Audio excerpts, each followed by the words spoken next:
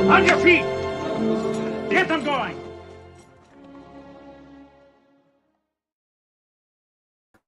Always forget. Hey, good morning, good afternoon, good evening, whatever the case may be. Welcome to Cross Examinations Live. I'm your host, Mike S. Miller, blah, blah, blah, all that stuff. Hey, guys, how are you doing? I am, once again, getting up way too late.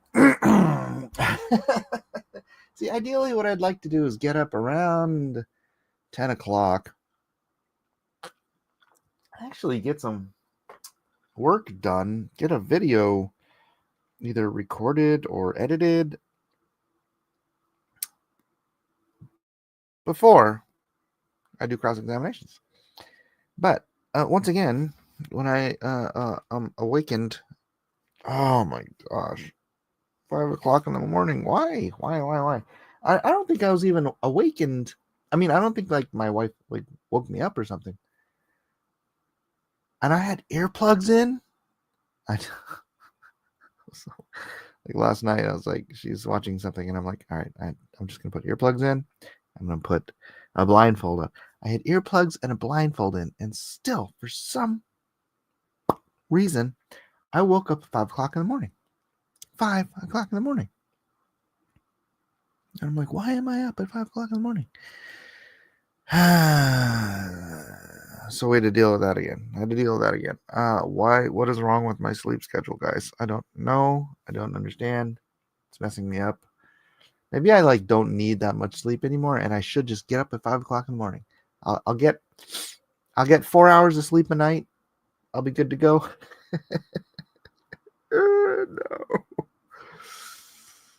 No.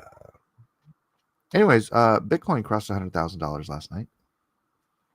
Right before I should have drawn and quartered, which I didn't bother doing. Right now we're down at 98.8, retesting previous support line.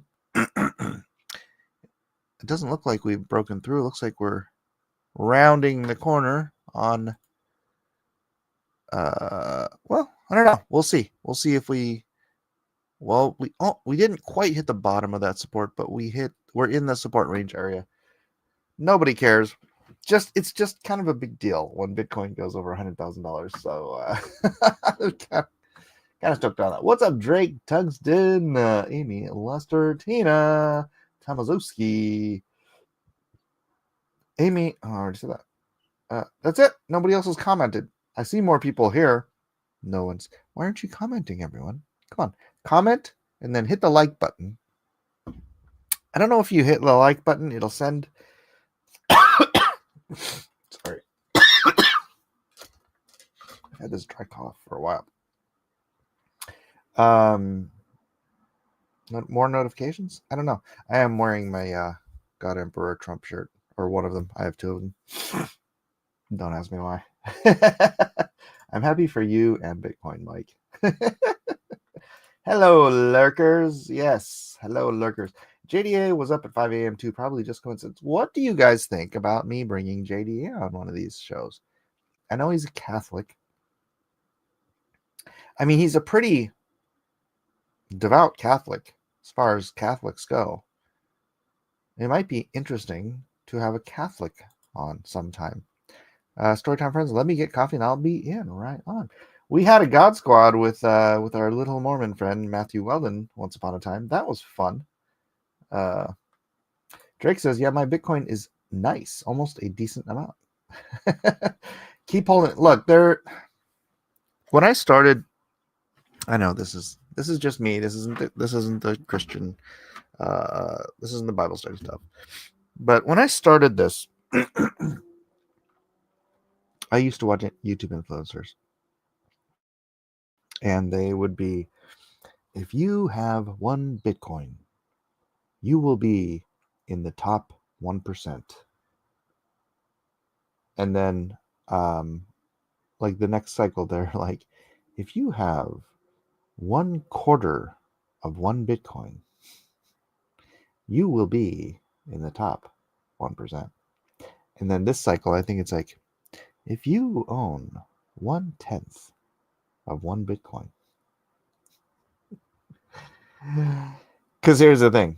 There's only 23 million Bitcoin that will ever be mined. And back then, it's like if you owned one, there wouldn't even be enough. There's like 40 million, 44 million, 47 million, something like that, millionaires and above in America. And they're saying if you own one Bitcoin, there's gonna come a time when every what do you call it? Financial advisor to these millionaires will be telling them you should have a Bitcoin in your portfolio. There's not enough to go around. There's 44 million. I'm just going to say it's 45. I'm trying to remember what the exact number is. I could look it up, but 44 million, 40 something million millionaires just in America. Isn't that crazy? That's how our money has been devalued. That you could be a millionaire and be living freaking hand to mouth in this country. Jake says, I wish I had one Bitcoin. I know, right? I mean, even when I started talking about this, it's not like it was that easy for people to just plop down, $3, $4, $5, $10,000 to buy a Bitcoin and then just hold it or sell it at the peak and then use that money to buy more at the bottom. I have more than 1/10 of a Bitcoin. I don't have as much as I did, but at one point in time, I had 2.5 Bitcoin. It would be awesome if I still had it all. That would be great. But I have other things. I'm not all in on Bitcoin. Edwin, you're not all in on Bitcoin. No, I'm not all. But I know once upon a time you had what was the most Bitcoin you ever had at the once upon a time point? How's about now? Oh, really? Now I can hear you. Oh. That wasn't the I said, what was the most Bitcoin you ever held at one time? Oh man, good question. Several thousand, but that was when It was worthless. it was not worth less, but worth less. Right. So I heard parts of California have a tsunami warning. Have y'all considered less sodomy? Is that up in the Bay Area by San Francisco? I think so. Then I'm not going to worry about it. I hope it's a big one. Just kidding. I don't know if it's a. What's up, Tree Goblin? New, popping in.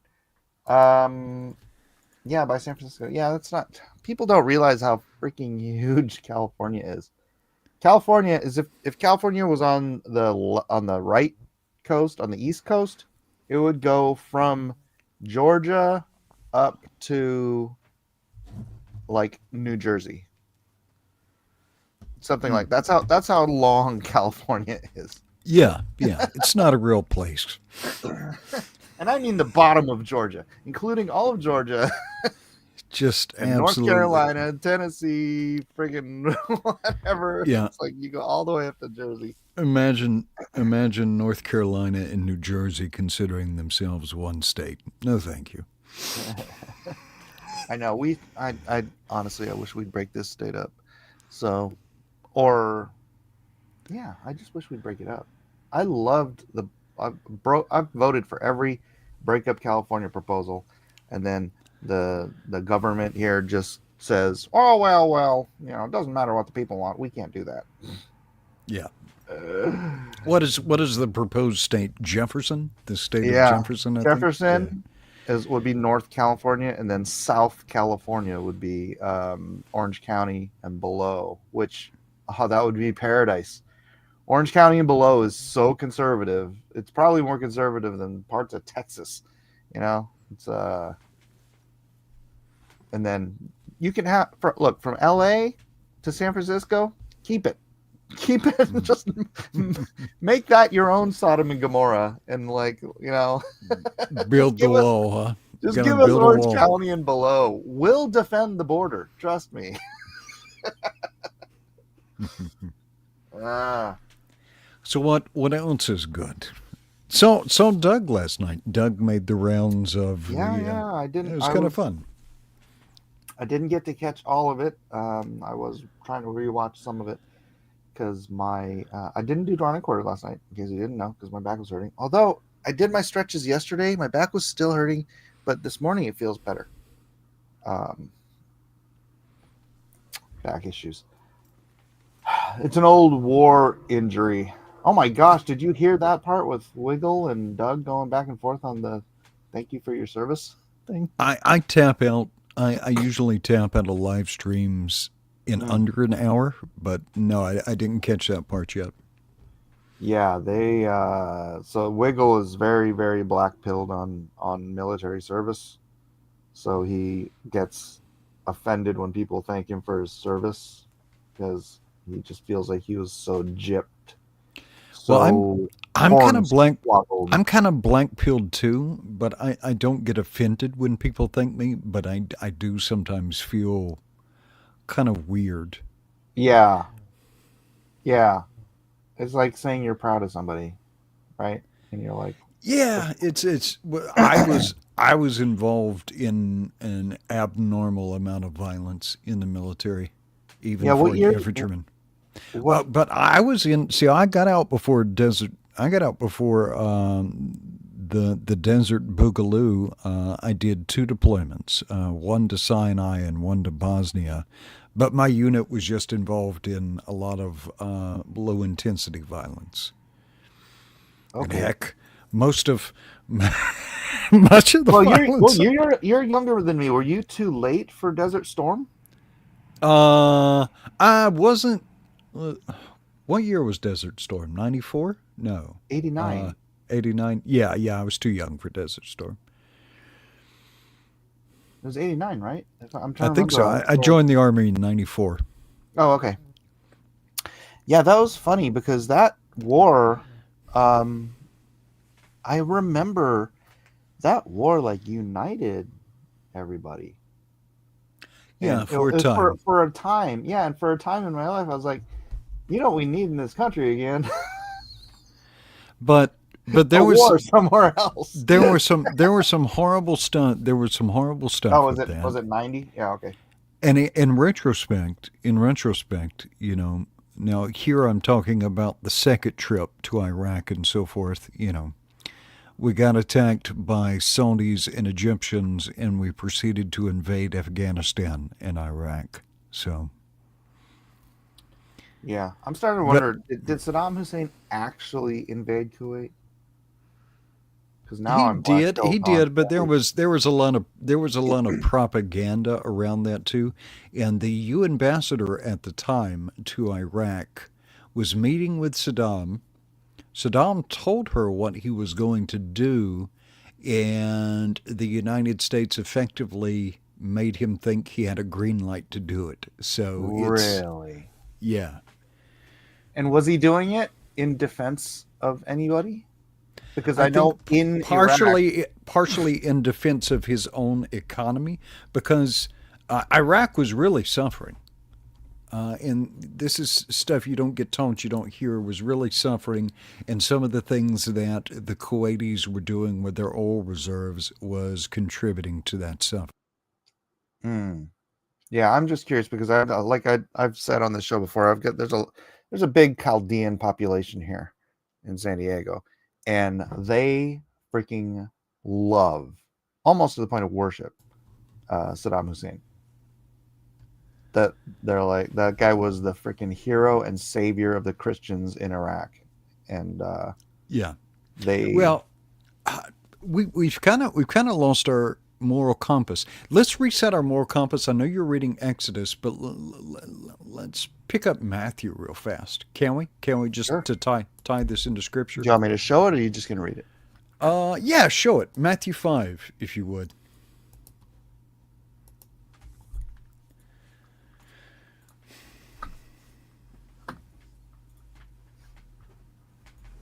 That way we don't turn the show into geopolitics. We got a half an hour to do whatever we want. Okay, Matthew 5. So now, just let me put this into context of these wars in Iraq, these different wars, and wars that are happening now. And people are celebrating maybe bombing in Syria or bombing in southern Lebanon, which to me is incredible because much of southern Lebanon is Christian. So we have American Christians celebrating the death of their fellow Christians. But let's see, let's scroll up. I'm looking for the Beatitudes. So I think we need to be the beginning. Uh-huh. This whole thing is Beatitudes, isn't it? Yeah, well, we're not going to do the whole thing because I don't want to. So keep going up. Keep going up. Keep going up. There we are. There we are. There. Okay. All right. We'll start here. And seeing the multitudes, he went up into a mountain, and when he was set, his disciples came unto him. And he opened his mouth and taught them, saying, Blessed are the poor in spirit, for theirs is the kingdom of heaven. Blessed are they that mourn, for they shall be comforted. Blessed are the meek, for they shall inherit the earth. Blessed are they which do hunger and thirst after righteousness, for they shall be filled. Now, Mike, read verse 7. Blessed are the merciful, for they shall obtain mercy. Okay, so what happens to those who are not merciful? They do not obtain mercy. Which means they obtain justice. Yeah. And it is a fearful thing to fall into the hands of a just God. Blessed are the pure in heart, for they shall see God. Blessed are the peacemakers, for they shall be called the children of God. So I'm going to argue to you that the adverse of that will not be called the children of God. They will be called the children of their father, the devil, who was a murderer from the beginning. All right. So taking into account that I probably agree with Wiggle on the point that we've been so manipulated into wars for a century that I wouldn't know if any of them were valid. Any of them were.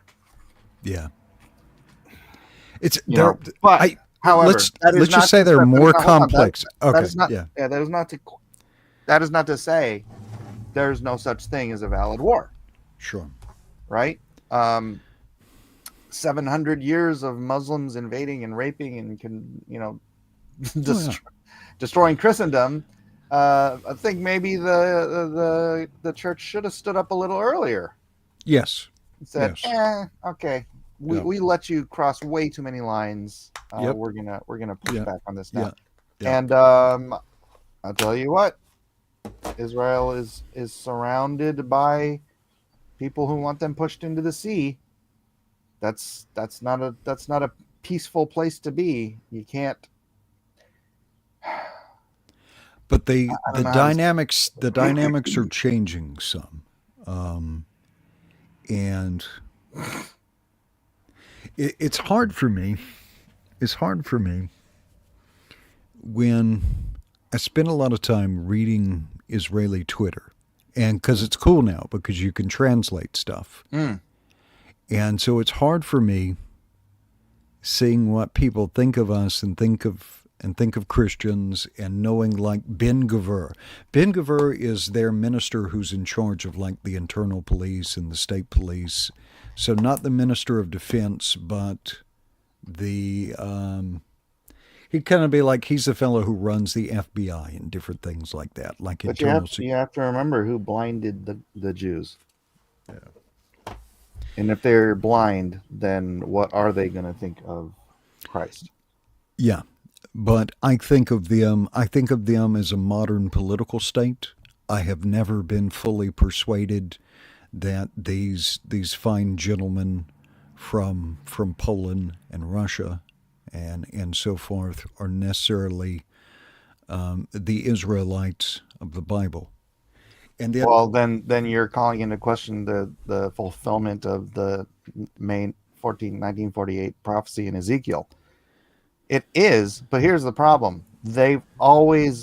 Israel Israel has always been Jacob. You know what I'm saying?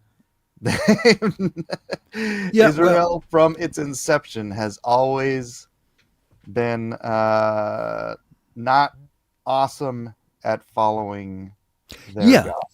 And then, I tell people, 11 out of 12, well, 11 out of 12, what is that? 88% of the Israelites, the covenant people, were not Judeans. So make of that what you will. Right, because they're from Israel. Yeah. I mean, they're it's the two kingdoms. Uh, And I am a Christian, and that reference we use, and what do you say sometimes? You're a follower of Christ, right? right, Where does that put the focus? Christ. Where does Judaism put the focus? Judah. And just one more thought, but I mean, I literally it'd be under the because Judah is the line of David. Yeah. So it would be David and the kingdom. So they would be following the kingdom of David and waiting for their son of David Messiah. I would just say the label puts a focus on a people rather than on God. And you can make of that what you will. Yeah, I don't know. All seems so interesting. I mean, that may be esoteric, look, but let me let's wrap back around because to the point. this does wrap back around to. Oh, does it? Okay, good. I didn't mean Exodus. to derail. This is funny that you mentioned that because this wraps us right all the way back to Exodus, where from the get-go, they weren't called Israelis. They weren't called followers of Yahweh. They were called Hebrews. Yes. Were you there when I did the etymology on Hebrew? Yeah, Eber. It just means it means foreigner. Yeah, but it's also derived from that name Eber, right? What name Eber? Eber? Eber is who is Eber? Eber, Eber. I may be mispronouncing it. Because when Eber was a great grandson of Noah's son Shem and the father of Peleg, born when Eber was 34 years old. Medieval scholars such as Michael the Syrian, Bar Hebraeus, and Agapius of Hierapolis noted that the prevailing view was the Hebrews, also derived from the letters, looks like it's the Hebrew letters that roughly correspond with B and R, had received their name from Eber. While others state the name Hebrew means those who Abraham, cross. Is that Abraham's father? Am I? Is my memory fled? Yeah, because I did the etymology in Hebrew meant foreigner because they called when basically it's the whatever Chaldean or Hebrew version of saying gaijin from Japan, right? Gaijin. Because Abraham was called the Hebrew because he was a foreigner everywhere he went. Enough of your Hebrew nonsense. Right. And that was the funny thing to me was because then even though they were in Egypt for 400 years, the Egyptians still called them Hebrews. Still called them Hebrews. Yeah. Right. Yeah. Not so much on the assimilation, except for the leeks and onions. The leeks and onions. They did. All right. So we're in the book of. There's something about being a foreigner in a foreign land that relates even to Christians, right? If I'm misremembering, I don't think I'm misremembering that. That we, what are you referencing? We're in the world, not of the world. We are Hebrews in the sense that we are foreigners to the world. This all kind of ties together. Spiritual. Well, that goes back to that goes back to Paul, who says we are neither Jew nor Greek, in Christ. But we're all Hebrews. Yeah. Hebrews and Shebrews. Oh, they liked leeks and onions. Sorry, we've been totally ignoring the chat here real quick. DJ says, I argue God is always just in that punishment is given. Those who come to Christ receive the gift of him receiving our justice in our place. Those who do not turn to Christ must obtain justice personally. Oh, Drake has a good pun in the chat. I heard that Jesus. Oh, you read it. This is terrible. from Drake Dunstan. A little bit of a only mildly heretical observation. Drake says, I heard that Jesus likes beer because he brews. I think you've damaged Mike. Considering Jesus is the creator, is it possible for him to be a foreigner anywhere? Yep. He was rejected by his own people. That's true. Andrew says, even with America's shorter history, the country as a whole is falling into the same pattern as Israel had. Yeah. You know what? Maybe Trump is the Josiah that we need. It was funny because in Israel they were comparing him to Cyrus. They even made when he moved the what do you call it? The place to Jerusalem, the embassy. The embassy. Israel minted a coin of Trump and Cyrus. Fascinating. Right? Embassy. Yes, the embassy. Thank you guys. These guys are so quick to correct me or to help me, I guess. Help is the right word, right? Help. Yes. Help. I need somebody. Help. So, look, I'm almost. So I've been doing my card game. You've been seeing it. I've got this many done. I have this many more to go. Are you hand drawing these? What are you doing? Well, these were the ones I made. No, you're not seeing it on Twitter? I may have. I thought I saw something, but I wasn't sure. I didn't see the initial post. Oh yeah, you just go to my profile, and so these are items and stuff. Okay, yeah, I remember seeing one of these. Yeah. So I'll just skip through some of these. Blue crystals. Yeah, my son Isaac's. He's like really excited for me to do this because we used to play this a lot.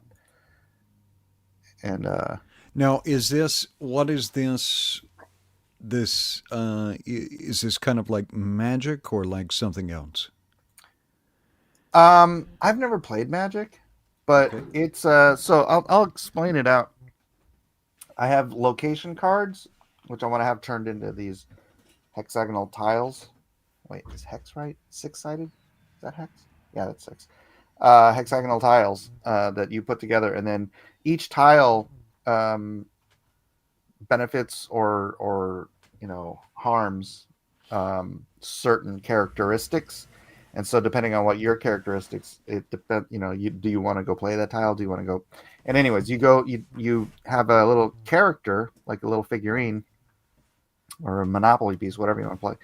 And then you move it to, I was using little Naruto's, those tiles. And then you get issued a challenge card. And then you have to fight the challenge with the particular presets of the card and the presets of your character. Your character can have one, you have 2 hands, so you can carry either one-handed weapon or 2 one-handed weapons or 1 two-handed weapon or a weapon and a shield, whatever. And then you go through the challenges, and it's all roll-based. So you used nothing but 6-sided dice. And so some of the attacks and some of the characters have like attacks based on like things that everybody understands, like a full house, or a straight, or 4 of a kind, 2 of a kind, 2 pairs. So that kind of, they have unique things that'll make it harder for you to win. And then you can work together as a group and move through the thing, and then split the loot as you go, or you can go individually, and then like you can gather more loot if you win, but you can get killed. This is not a you're not guaranteed to make it to the end. And then at the end, so you say split fight. does Oh, so Because this is played cooperatively. It's a map. But is this played cooperatively? Yeah. Or Yeah, you could play okay. you could play, like, say you're 6 people, right? You could go in 3 different directions with 3 groups of 2, or 2 directions with groups of 3, or you could just all group together and just move through the whole thing, right? Or if you want to split off by yourself and try to make it all the way to the end. So someone could play it solo if they wanted to. Yeah. Cool. Of course, then they're rolling for the good guys and the bad, or your opponents and yourself. Because Student OG says Edwin is here. Lies. Edwin. Well, then it's cool. Well, let me just note in the chat, scrolling back up, DJ Peterson said he's. Oh yeah. And then what did he say? Fancy a computer version of this. I do fancy the gelding. Gelding. Hermes, the gelding. Oh. So here's another thing, is that you can only carry so much stuff, right? Apparently, your junk is one of the things you can't carry. Why are you so immature at your It's age? right there. It's right there. I'll move to Elkizadek. I wanted this to be, you can only carry so much stuff. Like, so your character can only carry so much stuff. But if you acquire a squire, then your squire can carry stuff for you.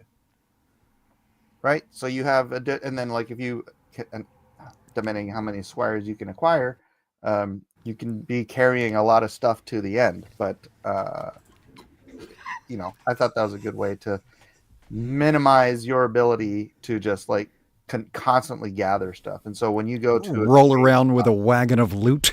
yeah, you can't do that, right? When you're traipsing through the mountains in the desert, you're like every single game, every single role-playing game I run for my Discord audience, they always want some variation of a wagon. They all become like these. They all become like these murder hobo hoarders, and they just traveling the countryside with like train loads of loot. That's funny. Yeah, that's cool, man. It is cool. It's a very fun game, and I mean, with the advent of AI, I can do this with all this non-intellectual property characters, and I never wanted to go any further with like images that I grabbed offline, and I wasn't going to sit here and draw 200 cards on for a game that I play with my kids. But this is like, I do like the frames though. The frames kind of tie it all together. The frames are AI too. Yeah. Did you notice the difference? Like, this is the boss frame. Okay. I mean, the boss frame is the same as the character frame. So if you go down there to the characters, right, the characters have the same frame as the boss frame. But if you noticed the difference, the squires, no fleur-de-lis, no fancy frames for the squires. And then on the weapons cards, they have placards, and then on the items cards they have different placards. So like all the different categories of cards have their own unique. It's almost as if you've done some graphic design before. Nah, I'm no good at that stuff. But we're late getting into Exodus. So Edwin, if you would be so kind, we are in Exodus chapter 7, verse 1. All right, and this is the King James Version. And the Lord said unto Moses, See, I have made thee a god to Pharaoh, and Aaron thy brother shall be thy prophet. Thou shalt speak all that I command thee, and Aaron thy brother shall speak unto Pharaoh, that he send the children of Israel out of his land. And I'm not I going to will harp harden on. I'm not going to Pharaoh's harp on that whole thing again with the. and I will harden Pharaoh's heart, and multiply my signs and my wonders in the land of Egypt. But Pharaoh, I love your voice, Edwin, but when Val Kilmer says that in the movie, well, I don't mind playing second fiddle to Val Kilmer. But Pharaoh shall not hearken unto you, that I may lay my hand upon Egypt, and bring forth mine armies, and my people, the children of Israel, out of the land of Egypt by great judgments. oh, can I put a because I was mentioning the Hebrews? I don't think God ever calls them Hebrews. It's always other people. Yeah. Which kind of puts a fine point on that, they're foreigners. That's how the world views the Hebrew or the Israelites. And the Egyptians shall know that I am the Lord, when I stretch forth mine hand upon Egypt, and bring out the children of Israel from among them. And Moses and Aaron did as the Lord commanded them. So did they. And Moses was 80 years old, and Aaron 83 years old, when they spake unto Pharaoh. And for those of you who never read the Declaration or the Proclamation, Emancipation Proclamation, a score is 20 years, so that means they're 80 and 83. And the Lord spake unto Moses and unto Aaron, saying, When Pharaoh shall speak unto you, saying, Show a miracle for you, then thou shalt say unto Aaron, Take thy rod and cast it before Pharaoh, and it shall become a serpent. And Moses and Aaron went unto Pharaoh, and they did so as the Lord had commanded. That's that moment. And Aaron cast down his rod before Pharaoh and before his servants, and it became a serpent. Then Pharaoh also called the wise men and the sorcerers, now the magicians of Egypt. They also did in like manner with their enchantments. For they cast down every man his rod, and they became serpents. But Aaron's rod swallowed up their rods. And he hardened Pharaoh's heart, that he hearkened not unto them, as the Lord had said. And the Lord said unto Moses, Pharaoh's heart is hardened. He refuseth to let the people go. Get thee unto Pharaoh in the morning. Lo, he goeth out into the water, and thou shalt stand by the river's brink against he come. And the rod which he has turned to a serpent shalt thou take in thine hand. And thou shalt say unto him, The Lord God of the Hebrews have sent me unto thee, saying, Let my people go, that they may serve me in the wilderness. And behold, hitherto thou wouldest not hear. Thus saith the Lord, And this thou shalt know that I am the Lord. Behold, I will smite with the rod that is mine hand upon the waters which are in the river, and they shall be turned to blood. And the fish that is in the river shall die, and the river shall stink, and the Egyptians shall loathe to drink of the water of the river. One would imagine. Yes. And the Lord spake unto Moses, saying to Aaron, Take thy rod, and stretch out thy hand upon the waters of Egypt, upon their streams, upon their rivers, and upon their ponds, and upon all their pools of water, that they may become blood, that there may be blood throughout all the land of Egypt, both in vessels of wood and in vessels of stone. And Moses and Aaron did so, and the Lord commanded. And he lifted up the rod and smote the waters that were in the river in the sight of Pharaoh, and in the sight of his servants, and all the waters that were in the rivers turned to blood. This scene was done so well in Prince of Egypt. You've seen that, right? I have not. Just that one. Really? Just that one clip that says, "I shall tolerate no more of this Hebrew nonsense." It's a really good. I mean, it's not 100% accurate or anything, but I mean, this scene is done so well in that movie. You should check it out. And the fish that were in the river died, and the river stank, and the Egyptians could not drink of the water of the river, and there was blood throughout all the land of Egypt. So I'm curious, what do you think the Egyptians drank instead? Beer from the Hebrews. Why do I ask these things? All right, let's just move on. And the fish, and the fish that was in the river died, and the river stank, and the Egyptians could not drink of the water of the river, and there was blood throughout all the land of Egypt. And the magicians of Egypt did so with their enchantments, and Pharaoh's heart was hardened, neither did he hearken unto them, as the Lord had said. And Pharaoh turned and went into his house, neither did he set his heart to this also. And all the Egyptians digged round about the river for water to drink, for they could not drink of the water of the river. And 7 days were fulfilled. After that, the Lord had smitten the river. How did they dig around the river? They dug around the river. So, like digging wells near the river. Right. So, like, the water would seep through the riverbank. Yeah. They think it would filter out. Yeah, the because blood. sand. The sand does. Yeah. You know what's interesting? Are you still there? Because you keep clipping out. You're muted now.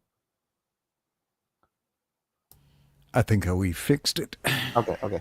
I know I was going to bring this up maybe later, but there was, I remember, I don't even remember if it was before I was a Christian, but I remember this PBS or Cosmos or one of those, shows where it was History Channel, where it was trying to explain everything. And they tried to come up with a scientific explanation for the 10 plagues. And I mean, they did a pretty good did a pretty good job of like saying, okay, well, it started with red tide, right? Which is red tide is algae that kills everything in a certain area. And then that begat like all of the frogs leaving the river, right? Right. And then when the frogs shriveled up and died, somehow or another, that created the infestation of lice, and then the lice got on the cattle, and then the cattle, right? And they tried to, because if I remember, they found some sort of a inscription outside of the Bible of the 10 plagues. And so they like had to like, well, somehow all this stuff happened, but it must have all happened naturally, and then just attributed it to God in the Bible. But then you're like, even if that were somehow the case, God uses nature. Right. Right? God uses nature.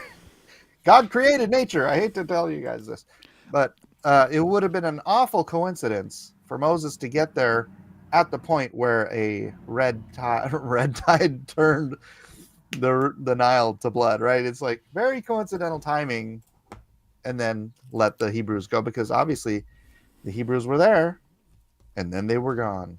And then how did that happen? I mean, we have explanations in the book, but it's so funny when secularists try so hard to explain stuff that is so simply explained by God, by trying to remove the God aspect out of things that we know happened. You know what I'm saying? Well, you have to create these immensely and exponentially improbable causation chains too, right? If you want to try to explain. And then that takes you all the way back to first cause, right? That somehow we We got everything from nothing. Right, right. Yeah. If you can't believe the first 4 words of the Bible, you can't believe the rest of it. Yeah. I hope no one needs me to say them out loud. Yeah, Amy. I mean, a natural cause doesn't eliminate the trigger, right? Exactamundo. So yeah, there wasn't a lot to like sort of needle into this chapter. Though that was that one thing that I kind of pointed out here. Aaron. Is God, for some reason, I mean, I would presume and assume that there's only one rod, but in this, it does say that Aaron uses his rod. Okay, there goes right here. First big understand. Aaron, thou shalt say unto Aaron, take thy rod and cast it before Pharaoh, and it shall become a serpent. So I don't know if that's a translation error or if that's if he's saying take God's rod, because he refers to it as the rod of God prior to this. Let's see. So this is Exodus. What is this? Exodus what? 7. Exodus 7:9. Let me get into Young's literal. Let's see. Not King James, but Young's literal. Young's literal. Because also prior to this, it says that you shall be a god unto Aaron, and Aaron will be a prophet unto you. Right. Okay, starting in Exodus 7:8, and Jehovah spaketh unto Moses and unto Aaron, saying, when Pharaoh speaketh unto you, saying, give for yourselves a wonder, then thou hast said unto Aaron, take thy rod and cast it before Pharaoh, it becometh a monster. No, it's Aaron's rod. And then in 10, and Aaron casteth his rod. Right. You think Moses gave Aaron his rod? No, it's Aaron's rod. No, I mean, do you think Moses gave Aaron his rod so that it became Doesn't say it rod? did. I know, right? Yeah. So it's Aaron's rod became a snake. Yeah. But then it's that same rod, the rod that became a serpent later down here, that Moses uses, saying to Aaron, oh wait, oh no, Aaron's doing it. Saying unto Aaron, yeah. Take thy rod and stretch out thy hand. So Aaron is the one that goes into the river. Mm-hmm. So Aaron's the one doing all of this stuff. Uh-huh.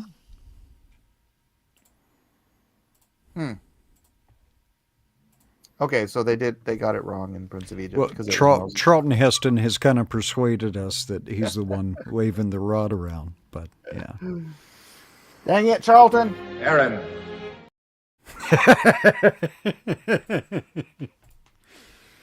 That was the truest part.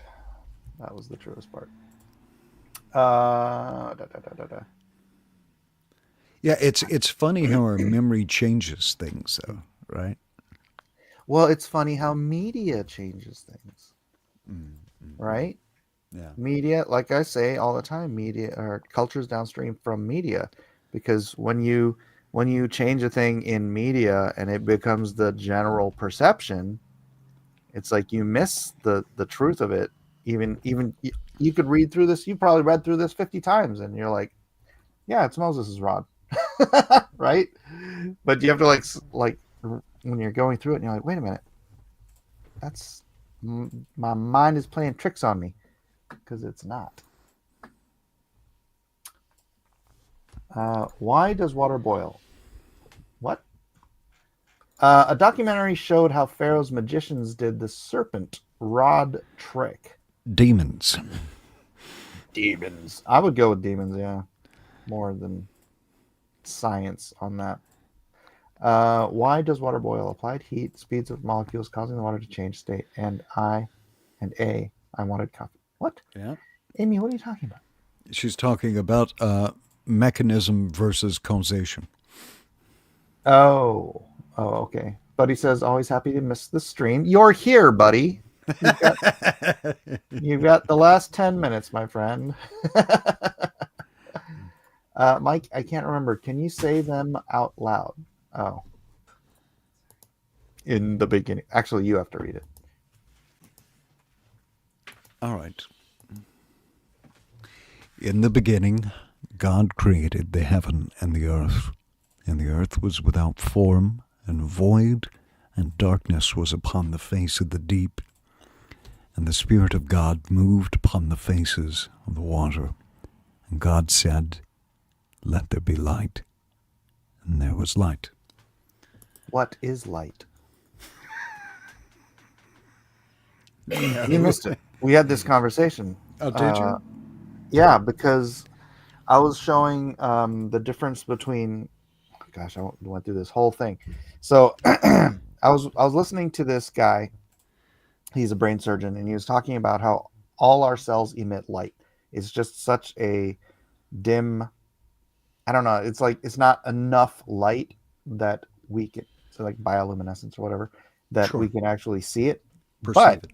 You can see it in the infrared spectrum. Have you ever seen infrared photography? Yes. Right. So living things emit light in the infrared spectrum. And then it got me to thinking when about these crystals that are, and it's funny because I was trying to find this video right before I started the stream. The crystals that are named in the new heavens and the new earth as like the crystals that decorate the temple, which by the way are not the same crystals as are on the breastplate, because the diamond is on the breastplate. But they are under direct laser light. So what you would call, like, this is what we deal with constantly is reflected and refracted light. Yeah. Laser light is direct light. Mm-hmm. Under laser light, a diamond is black. A ruby, I think, too, is black. Like the things that we consider precious do not reflect light the way the not chrysoprase, the other one, beryl on it, whatever, all the different stones that use those ones that are specifically named to decorate the temple in the light of the new heavens and the new earth. They are all brilliant under laser light, like rainbow shattering brilliant stones. In the new heavens and the new earth, there's no sun. Mm-hmm. God's perfect, what I might say direct light, is the light that illuminates the new heavens and the new earth. And then I was also thinking about how when in that light, in that perfect light of God, Moses, just for a short time experiencing that light then emanated out of him, and his face shone when he came down from the mountain. That light emanated out of Christ at the Transfiguration. That light emanates out of Christ in the book of Revelation. And then it got me to thinking, were Adam and Eve, when they were naked, were they like glowing? Like, I don't know. My brain just went in all these different directions. Perhaps. Putting together all of this. But that gives even stronger credence to the idea that Superman or Kal-El was a form of Moses. There you have it, ladies and gentlemen. So we'll eventually get the rainbow back. Yes, we do. Mitochondria, the powerhouse of the cell. Amy says, God wanted Moses doing those things anyway. Adding Aaron into the script too would have made the scenes a bit clumsy and would have required an additional character arc. Oh, you're talking about animating. Well, I mean, even in the Ten Commandments, it's not Aaron doing everything that Aaron should be doing, right? Except maybe that one specific point. Aaron. You know, he hands him Aaron the rod. He's like, Aaron, throw it down.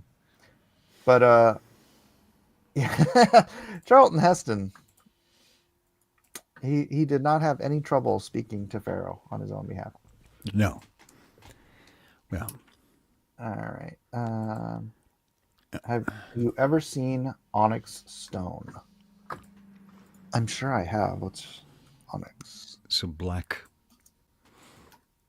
Have you ever seen the rain? Have you ever seen the rain? Yes, it's black. Ooh, it's kind of cool black, though. Look at this one. Alpha proto, a little adenosine triphosphate. That's what you get from the mitochondria. What? ATP. What does that do? That is the energy source for the body, ATP. It all comes down to ATP. Oh. And that is how... Did you know that melanin converts light into energy? Fascinating. At like 2 to 3 times the rate of chlorophyll. We're like better at it than plants are. All right. Did you discover that after you decalcified your pineal gland? No. I mean, is this real science? No, yeah, this is that brain surgeon. This is it. Okay. Yeah. So he actually was using. He's got this big thing about blue light being destructive and the red light spectrum being healthy, right? So you know how people use red lights for healing and stuff. Mm-hmm. Well, this guy, I mean, decades ago, I guess, he was doing brain surgeries, and he wouldn't tell the other doctors what he was doing because they would all think he's crazy, like you probably would. But he would shine, he would use an infrared light on his open brain, open skull surgery patients while he was operating on them, because he believed that all the fluorescent lights in the hospital were damaging the cells on a cellular level, right? Right. And so, whereas other people's patients who were doing brain surgery under blue light, they would take like a week or two to recover. This guy, everybody was up like the next day. like they're like the additional damage from the lights was like so. Anyways, he was doing this on a very practical level, doing experimentation and whatnot. And like I said, he's a brain surgeon. I'm not, so I'll have to take his word for it. This little light of mine, I'm gonna let it shine. That's the last time I stay up until 2 a.m. on a work night. Work night. Probably. Dark Emmanuel says, I gotta admit, it's fun listening to somebody troll Mike for a change. What do you mean for a change? Who am I? Who do I troll? I don't troll anybody.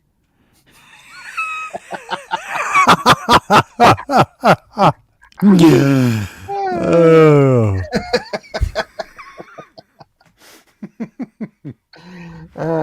You almost said it with a straight face. Almost.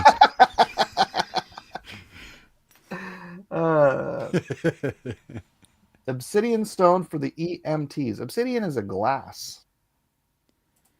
EMTs. EMTs. Huh. Electromagnetic thingies. I don't know. That's EMPs. That's EMPs. EMTs are the first responders, right? Well, Iron Clay, you got to give us some context here, because now I'm fascinated and potentially horrified, depending on where this goes. I don't know. And slightly confused. Yeah. Late nights can be pretty rough sometimes, buddy. I know. I just you weren't here for me complaining about my just horrible sleep schedule the last couple days, but I've barely been able to get to this show on time. So, Dark Admiral says, Mike, you're a master troll, and I love you, brother, but come on. Is there a troll character in the card game you're making? No, but now there will be. Oh my gosh. Thank you. And his name shall be Smiller. Miller the troll. My back is doing better, Melissa. I did a solid stretch on it yesterday, which didn't help yesterday, but it seems to, take some time. So it feels better today. Yeah, that's why I didn't do drawn and cord last night. I'm like, man, my back hurts too much to sit here and pretend like I'm in a good mood for 2-3 hours. Does the troll have a ponytail? Oh man. All right. I'll make a troll. Yeah. Okay. A vaguely Asiatic troll.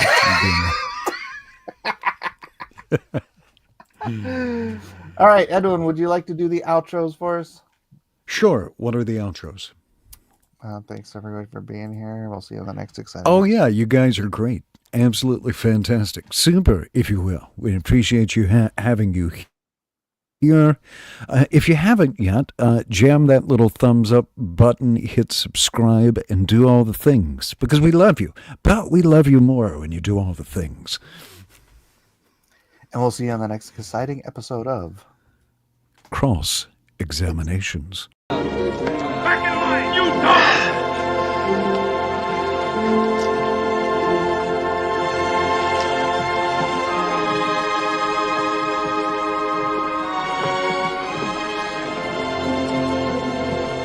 On your feet! Get them going!